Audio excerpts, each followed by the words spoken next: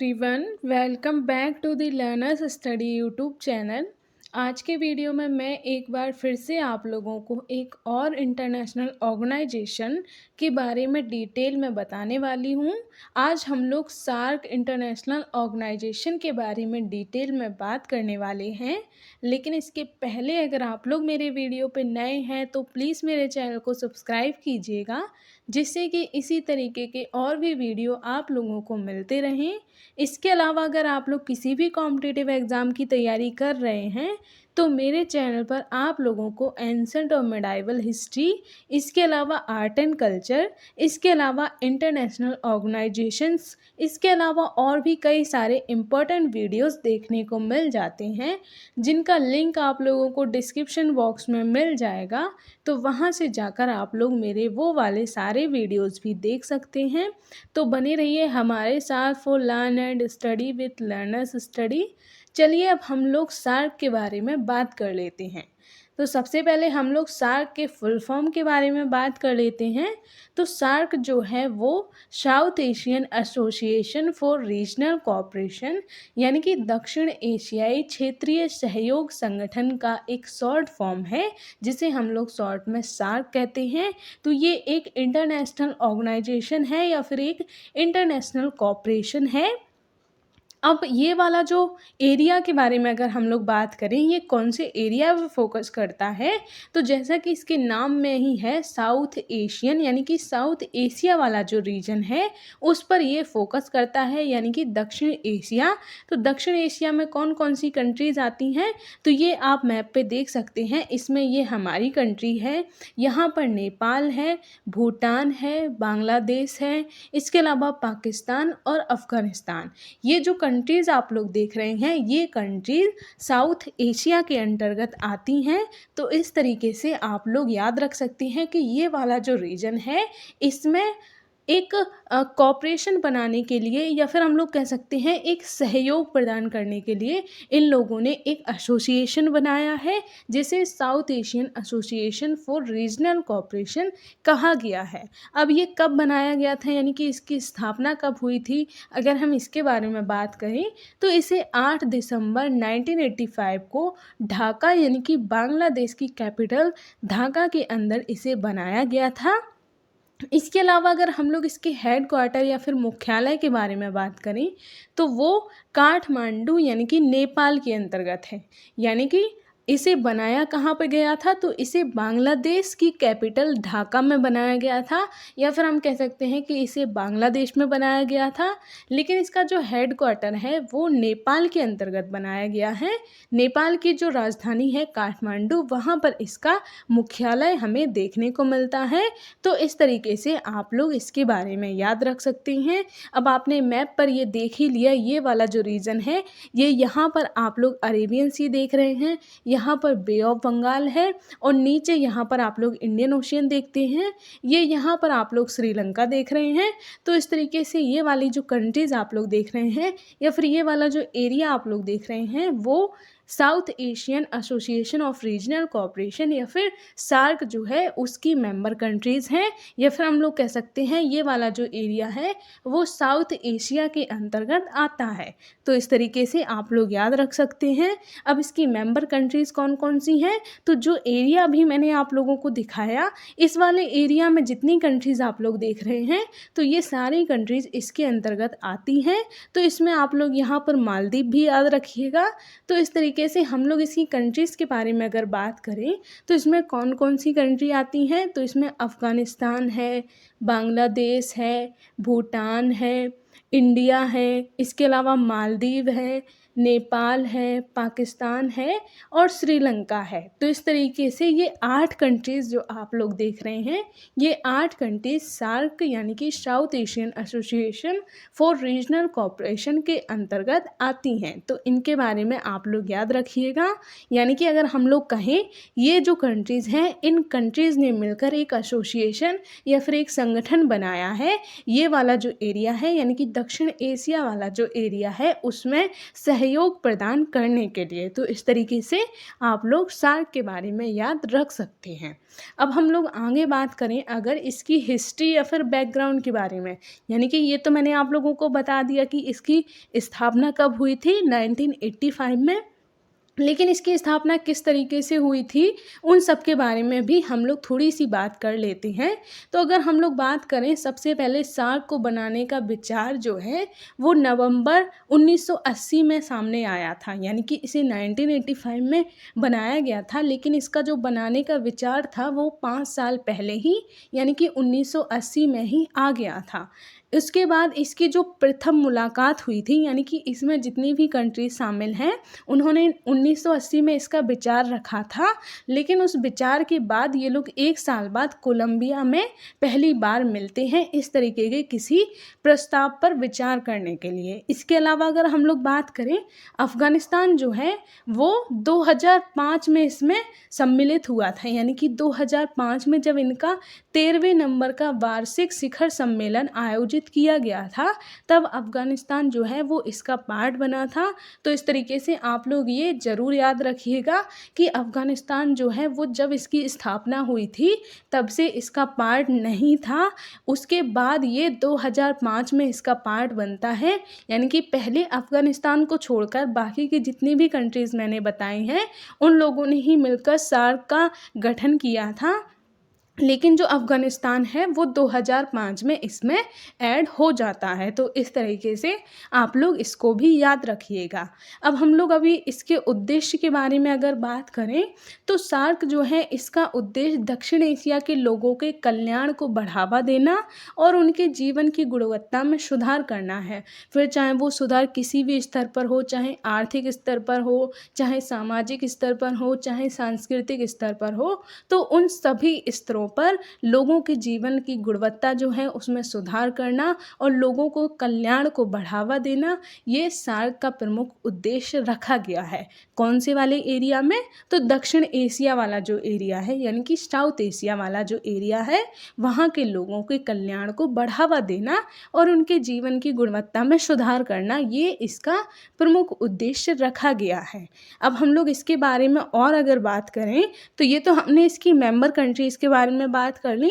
अब हम इसके ऑब्जर्वर कंट्रीज़ के बारे में भी बात कर लेते हैं, यानी कि कौन कौन सी कंट्रीज़ हैं जो इसके साथ जुड़ी हुई हैं या इससे देख रेख करती रहती हैं। तो इसके बारे में अगर हम बात करें तो 9 कंट्रीज़ और हैं, यानी कि 8 तो इसकी परमानेंट मेंबर कंट्रीज़ हैं जिन्होंने मिलकर इसे बनाया था, लेकिन इसमें 9 कंट्रीज़ और हैं जिन्हें ऑब्जर्वर कंट्रीज़ कहा जाता है। तो वो कौन कौन सी हैं? इसमें है Australia, China, European union, Iran, Japan, Mauritius, इसके अलावा म्यांमार, साउथ कोरिया और यूएसए। तो इस तरीके से आप लोग इसकी ऑब्जर्वर कंट्रीज़ के बारे में भी याद रखिएगा। अब हम लोग नेक्स्ट बात कर लेते हैं कि सार्क का महत्व क्या है। तो सार्क के महत्व के बारे में अगर हम लोग बात करें, तो सार्क जो है इसका जो क्षेत्रफल है, यानी कि इसमें जितनी भी कंट्रीज शामिल हैं उनके अगर हम लोग क्षेत्रफल को मिलाएं तो वो विश्व के कुल क्षेत्रफल का 3% है।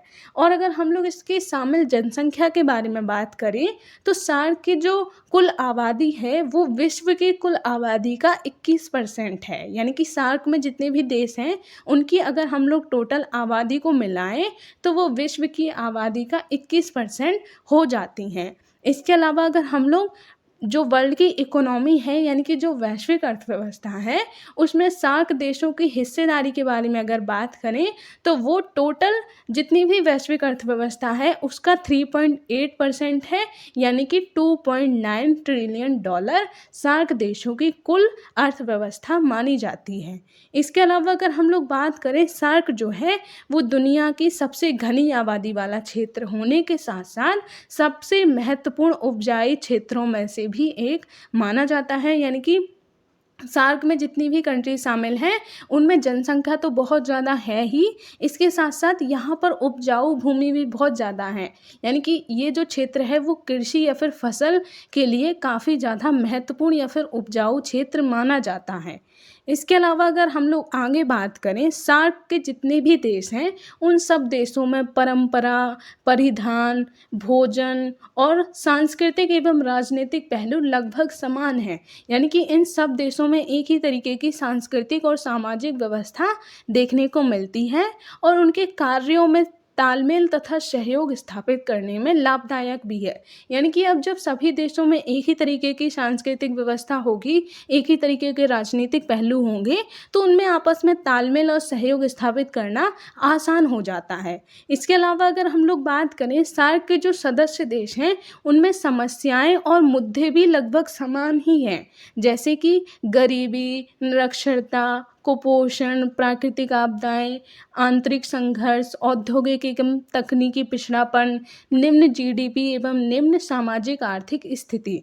यानी कि यहाँ पर लोगों की सामाजिक और सांस्कृतिक एकता तो हमें देखने को मिलती है, एकता या फिर समानता हम लोग कह सकते हैं, देखने को मिलती है। इसके साथ साथ इस क्षेत्र के लोगों की जो समस्याएं हैं, यानी कि इन देशों में जो भी समस्याएं हैं, चाहे वो आर्थिक हो या राजनीतिक, वो सब भी एक ही जैसी देखने को मिलती हैं। जैसे कि यहाँ के सभी देशों में गरीबी और निरक्षरता देखने को मिलती है। इसके अलावा कुपोषण की स्थिति है, प्राकृतिक आपदाएं आती हैं, आंतरिक संघर्ष होते हैं, औद्योगिक और तकनीकी रूप से पिछड़ापन भी है और यहाँ की जीडीपी भी निम्न है। इसके अलावा निम्न सामाजिक आर्थिक स्थिति भी देखने को मिलती है। तो ये सभी देशों में एक जैसी चीज़ें ही हमें देखने को मिल जाती हैं। इसीलिए ये जो संगठन है, उनमें हम लोग कह सकते हैं इन देशों की लगभग समान परिस्थितियां देखने को मिलती हैं। इसीलिए इनमें तालमेल और सहयोग स्थापित करना काफ़ी आसान हो गया था। इसीलिए इन लोगों ने मिलकर एक संगठन बनाया। तो इस तरीके से आप लोग इसके महत्व के बारे में भी याद रख सकते हैं। अब हम लोग अगर आगे बात करें कि सार्क की क्या क्या उपलब्धियां हैं, यानी कि अभी तक जब से सार्क बना है, तो उसने ऐसे कौन कौन से कुछ अच्छे कार्य किए हैं, हम लोग उसके बारे में बात कर लेते हैं। तो इन्होंने एक मुक्त व्यापार क्षेत्र बनाया है। यानी कि सार्क के जो सदस्य देश हैं, उन्होंने एक फ्री ट्रेड एरिया बनाया है, जिसके परिणाम स्वरूप उनके आंतरिक व्यापार में वृद्धि होगी। यानी कि इन लोगों ने एक क्षेत्र बनाया है जिसे इन्होंने फ्री ट्रेड एरिया कहा है। तो इसमें इन लोगों ने अपने आंतरिक व्यापार को बढ़ावा देने के लिए एक मुक्त व्यापार क्षेत्र बनाया है। तो इस तरीके से आप लोग याद रख सकते हैं। इसके अलावा इन्होंने साप्ता यानी कि south Asia preferential trading agreement, यानी कि ये भी व्यापार को बढ़ावा देने के लिए 1995 में इन्होंने एक एग्रीमेंट या फिर समझौता किया था। तो ये भी व्यापार को प्रोत्साहित करने के लिए किया गया था। यानी कि इन्होंने व्यापार को बढ़ाने के लिए ये जो 2 कदम हैं वो उठाए थे।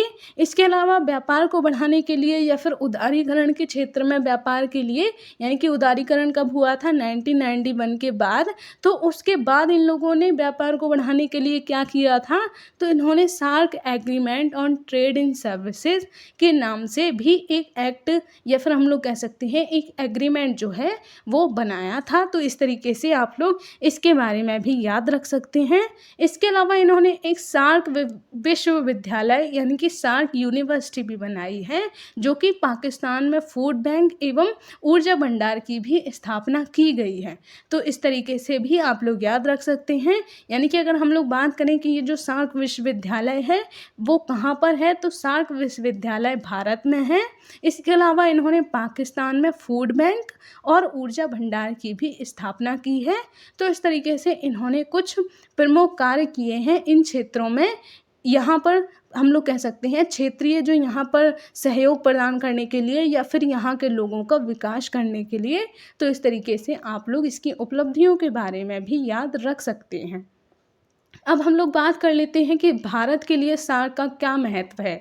तो सबसे पहला तो यही है कि इसमें भारत के पड़ोसी देश शामिल हैं। तो भारत की जो नेवर फर्स्ट पॉलिसी है वो इससे हम लोग कह सकते हैं वो काफ़ी ज़्यादा महत्वपूर्ण हो सकती है। तो इस तरीके से भी आप लोग याद रख सकती हैं। इसके अलावा इनका भू रणनीतिक महत्व भी है, क्योंकि जैसा कि अभी मैंने बताया, इन लोगों या फिर ये जो देश हैं, इन देशों के लोगों में सभी तरीके की समानताएँ देखने को मिलती हैं, चाहे वो सामाजिक हों या फिर सांस्कृतिक हो या फिर राजनीतिक और आर्थिक हों। तो इसीलिए भी इसका भारत के लिए काफ़ी महत्व देखने को मिलता है।